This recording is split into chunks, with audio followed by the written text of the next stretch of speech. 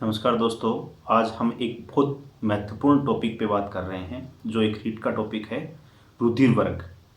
रुधिर वर्ग की सबसे पहले खोज कार्ल लैंडस्टीनर ने की थी। सन 1900 में की थी। उन्होंने ये बताया कि मनुष्य का जो रुधिर होता है वो अलग अलग वर्गों में बंटा होता है, समान नहीं होता। उन्होंने ये बताया कि मनुष्य का रुधिर वर्ग है वो 4 वर्गों में बंटा होता है। पहला वर्ग होता है ए वर्ग। उसमें ए वर्ग पे चर्चा करेंगे। ए वर्ग में मतलब ए वर्ग का किसी का जो रुधिर है ए वर्ग है तो किसको ब्लड दे सकता है और किससे ले सकता है, और उसके अंदर एंटीजन कौन से होंगे, एंटीबॉडी कौन सी होगी। एंटीजन जैसे ए वर्ग है तो उसमें एंटीजन ए होगा, बी वर्ग है तो एंटीजन बी होगा, ए बी वर्ग है तो ए बी होगा। तो आपको याद रखना है एंटीजन ए में रुधिर वर्ग ए में एंटीजन ए पाया जाता है और एंटीबॉडी क्या होता है उसमें बी होता है, अपोजिट होता है उसका। ठीक है, एक में एंटीजन ए, रुधिर वर्ग ए में एंटीजन ए और एंटीबॉडी क्या होता है, बी होता है। अब वो किससे मतलब रोगी को, कौन से रोगी को वो दे सकता है, मतलब ब्लड किसको दे सकता है, वो ए को दे सकता है, खुद को दे सकता है और ए बी को दे सकता है।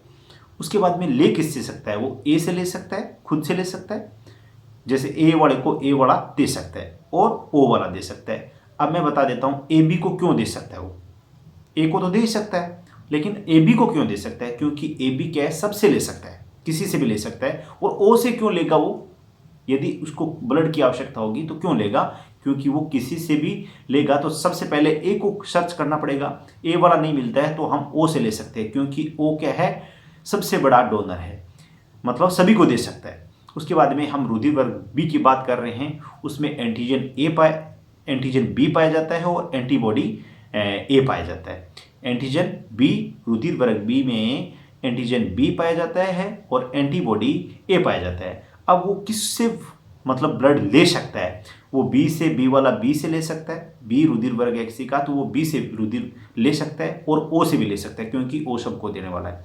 उसके बाद में वो देगा तो किसको दे सकता है, ए बी को दे सकता है, ए बी सभी से लेगा, एक नंबर का भीख मंगा है। उसके बाद में बी है, बी को दे सकता है, बी है बी से ले भी सकता है और बी को दे भी सकता है।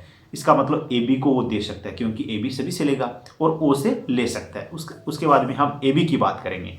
ए बी क्या है, ए बी के एंटीजन कौन से होंगे, ए बी में एंटीजन ए बी होगा और उसमें कोई भी एंटीबॉडी नहीं होगा। एंटीबॉडी नहीं होगा किसी में, एंटीबॉडी जो एंटीबॉडी होता है, जैसे ए में ए बी एंटीबॉडी है तो वो क्या कर सकता है, वो बी से ब्लड नहीं ले सकता है, इसलिए ए बी में कोई एंटीबॉडी नहीं है, इसलिए वो किसी से भी ब्लड ले सकता है। ए से भी ले सकता है, बी से भी ले सकता है, ए बी से भी ले सकता है, ओ से भी ले सकता है, सभी से ले सकता है, भीख मंगा है। अब देने का नंबर आता है तो वो ए बी किसी को नहीं देगा, ओनली फॉर खुद को ही, अपने ब्लड ग्रुप वालों को ही देगा, ए बी को ही देगा।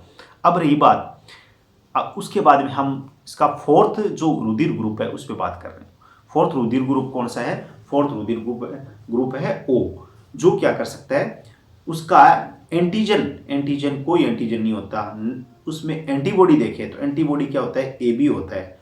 और वो क्या कर सकता है, मतलब किसी से ब्लड लेना पड़ता है। मान लो ए रुधिर ग्रुप का कोई आदमी बीमार पड़ गया या फिर उसमें रुधिर की आवश्यकता पड़ गई तो वो किससे रुधिर लेगा, ओ से ही ले सकता है। जो सबको देता है उसको देने वाला कोई नहीं मिलता, उसको खुद ही बाद में हेल्प करनी पड़ती है, सेल्फ डिपेंड बनना पड़ता है। इसका मतलब ओ सेल्फ डिपेंड है, ओ खुद से ही लेगा, ओ वाले वर्ग से ही ले सकता है, लेकिन देने का नंबर आता है तब सबसे आगे तैयार रहता है। तो मोस्टली ऐसे देखा जाता है जो सबकी हेल्प करता है उसकी हेल्प करने कोई नहीं आता, तो ओ वाला क्या कर सकता है, सभी को ब्लड दे सकता है। इसका मतलब क्या हो गया, सार्वत्रिक ग्राही हो गया, सार्वत्रिक दाता हो गया और सबको देने वाला हो गया। उसके बाद में ए बी सबसे लेने वाला हो गया, ए बी को ही दे सकता है और लेने में सबसे ले सकता है, और ओ केवल ओ से ले सकता है, देने में सबको दे सकता है। उसके बाद में आर एच कारक की बात करेंगे। रक्त में आर एच कारक की खोज लैंडस्टीनर और विनस ने 1940 में की थी। रक्त की खोज, रक्त वर्ग की खोज 1900 में की गई। उसके बाद में रक्त में आर एच कारक की खोज 1940 में की गई, रिसेस नामक बंदर में की गई, कि ये आर एच कारक की खोज की गई रिसेस नामक बंदर में की गई। जिन व्यक्तियों में आर एच प्लस हो जाता है, जिन व्यक्तियों में आर एच प्लस कारक पाया जाता है उनको आर एच धनात्मक कहा जाता है, जिनमें आर एच माइनस पाया जाता है उसको आर एच ऋणात्मक कहा जाता है। अब इससे आर एच प्लस और आर एच माइनस का क्या लफड़ा है RH कारक से क्या नुकसान हो सकता है, क्या फायदा हो सकता है। यदि एक ऐसा रोग है जो शिशु में हो सकता है जिसका नाम है इरिथ्रोब्लास्टोसिस फिटेसिस, जबरदस्त नाम है इसका, आप शॉर्टकट नाम याद रख सकते हो, जैसे इरिथ्रोब्लास्टोसिस फिटेसिस, इतना बड़ा नाम याद नहीं रहेगा तो आप इसका कोई शॉर्टकट बना सकते हो अपनी तरीके से। इसमें क्या होता है, जैसे माँ, कोई लेडीज है, सपोज दैट कोई स्त्री है, वो RH माइनस वाली है, स्त्री RH प्लस वाले शिशु को जन्म देती है, सपोज दैट RH माइनस वाली स्त्री RH प्लस शिशु को जन्म देती है, तो क्या होगा, जो प्रसव के दौरान, प्रसव के समय RH प्लस शिशु से माता की बॉडी में, RH प्लस शिशु से, देखो RH माइनस माता थी और शिशु क्या था, RH प्लस था, तो शिशु की बॉडी से, शिशु के बॉडी से एंटीजन है, RH प्लस एंटीजन है, वो माता की रुधिर में प्रवेश कर जाते हैं, माता के रक्त में प्रवेश कर जाते हैं, और माता के शरीर में RH प्लस एंटीजन के प्रति क्या होता है, RH एंटीबॉडी का निर्माण होता है। RH, देखो RH प्लस क्या था, शिशु का कारक था, वो माता के रक्त में प्रवेश करेगा, तो माता कौन से कारक की थी, RH माइनस थी, तो उसके बॉडी में जब एंटीजन प्रवेश करेंगे, RH कारक एंटीजन, RH कारक, RH प्लस कारक एंटीजन, मतलब जिनको हम एंटीजन बोलते हैं, वो यदि प्रवेश करेंगे तो माता की बॉडी में RH एंटीबॉडी का निर्माण हो जाएगा, जो पहली बार में, जो फर्स्ट टाइम में उस शिशु को इतना नुकसान नहीं पहुंचा पाएंगे, लेकिन सेकेंड टाइम जब भी उस माता के गर्भ धारण की स्थिति आती है, सेकेंड टाइम जब वो बच्चे को जन्म देती है, दूसरी बार जब गर्भ उसके ठहरता है, तो उस टाइम उसकी बॉडी में जो एंटीजन होते हैं, एंटीबॉडी होते हैं, वो शिशु को नुकसान पहुंचा सकते हैं, शिशु को क्या कर सकते हैं, नुकसान पहुंचा सकते हैं। कैसे पहुंचाएंगे नुकसान, RH एंटीबॉडी उसकी बॉडी में थे माता के, जैसे ही RH माइनस शिशु को जन्म देगी,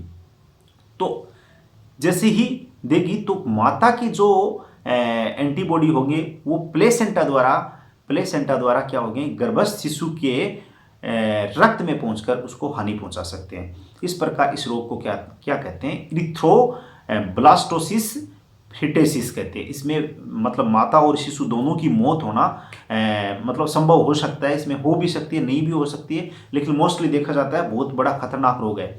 इससे बचने के लिए क्या करना चाहिए हमें, इससे बचने के लिए संपूर्ण रक्त को, जैसे शिशु का संपूर्ण रक्त है उसको क्या करना चाहिए, ट्रांसफॉर्मेशन कर देना चाहिए, बदल देना चाहिए, प्रतिस्थापित कहते हैं जिसको, बदल सकते हैं, या प्रसव से पूर्व, मतलब बच्चा होने से 72 घंटे पहले, तो माता में क्या कर सकते हैं, 72 घंटे के भीतर मतलब जैसे प्रसव के 72 घंटे के भीतर RH माइनस माता को RH एंटीबॉडी का इंजेक्शन देकर भी शिशु को बचाया जा सकता है। अब आपको ये मैंने समझा दिया कि कौन किसको रक्त दे सकता है, कौन किससे ले सकता है। ए है वो ए को दे सकता है, और ए बी को दे सकता है, ए और ए बी को दे सकता है। ले किससे सकता है, ए और ओ से ले सकता है। बी है वो बी को दे सकता है और ए बी को दे सकता है, लेकिन लेगा किससे, बी और ओ से लेगा। उसके बाद में ए बी है, सभी से ले सकता है लेकिन देगा ए बी को। ओ है, देगा सभी को लेकिन लेने वाले टाइम में ओ से लेगा। हाँ, अब रुधिर की कमी से होने वाले भी रोग है, जिसको एक फर्स्ट रोग है एनीमिया। हीमोग्लोबिन की कमी को एनीमिया रोग कहते हैं। हीमोग्लोबिन की बॉडी में कमी हो जाती है, कई बार बोलते हैं तेरी बॉडी में हीमोग्लोबिन की कमी होगी, इसका मतलब एनीमिया रोग हो गया। और लो की कमी, अब हीमोग्लोबिन में कौन कौन से मतलब वो मतलब सिस्टम है, उनकी कमी से ये रोग हो सकता है। लो की कमी और विटामिन B12 और फोलिक अम्ल की कमी से एनीमिया रोग हो सकता है। उसके बाद में वेरिकोस सिराएं, ये भी रक्त की कमी से होने वाला रोग है।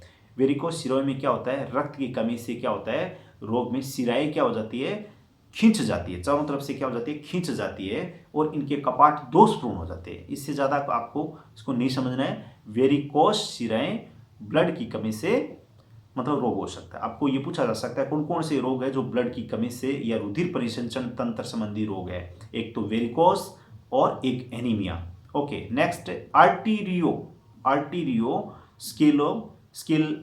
स्क्लेरोसिस, ये बहुत ही मतलब नाम भी कष्टदायी है। इस रोग में धमनी की भित्ति मोटी हो जाती है। धमनी की भित्ति होती है ना, जो अपनी महाधमनी और महाधमनी होती है, उनकी भित्तियाँ क्या हो जाती है, मोटी और दृढ़ हो जाती है। इसकी प्रसारणशीलता क्या हो जाती है, समाप्त हो जाती है। उसके बाद में एंजाइना, ये भी एक रुधिर की कमी से होने वाला रोग है। उसके बाद में हृदयाघात, जिसको हार्ट शॉक बोलते हैं।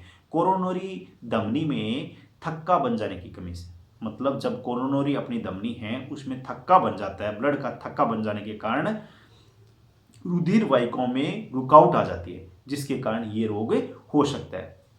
तो दोस्तों, मुझे उम्मीद है कि ये आपके टॉपिक अच्छे से समझ में आया। इसमें से हर एग्जाम में एक क्वेश्चन पूछा जाता है, हर एग्जाम में क्वेश्चन पूछा जाता है। मोस्टली RH कारक के बारे में क्वेश्चन पूछा गया है, या फिर आपको ये पूछा गया है कि रुधिर वर्ग की खोज किसने की, या रुधिर वर्ग कितने टाइप के होते हैं, उसके बाद में कौन किसको दे सकता है। उसके बाद में RH कारक से होने वाला रोग जो इरिथ्रोब्लास्टोसिस फिटेसिस कहलाता है, जो शिशु की उसमें डेथ हो सकती है, शिशु को बचाने के लिए हमें क्या करना चाहिए, ऐसे क्वेश्चन पूछे गए हैं। और रक्त की कमी से होने वाले रोग जैसे एनीमिया है, या फिर हृदयाघात है, ऐसे रोगों से, या कौन कौन से रोग है जो रक्त की कमी से होने वाले रोग है, ऐसे क्वेश्चन पूछे गए हर एग्जाम में। तो मुझे उम्मीद है कि आपको ये वीडियो से जो आपका रुधिर वर्ग था, ब्लड ग्रुप्स थे, वो आपके समझ में आए अच्छे से, और उससे होने वाले, उनकी कमी से होने वाले रोगों के बारे में आपने अच्छे से समझा है। और यदि वीडियो आपको समझ में आया है, वीडियो से ये टॉपिक समझ में आया है, तो आप ज़्यादा से ज़्यादा वीडियो को लाइक कीजिए, शेयर कीजिए। और वीडियो को शेयर करते टाइम में आप जो इसमें एक रेड बटन है सब्सक्राइब का, चैनल को सब्सक्राइब करना न भूलें, और आगे से आगे फॉरवर्ड करें, और बेल आइकन को दबाना न भूलें। Thank you.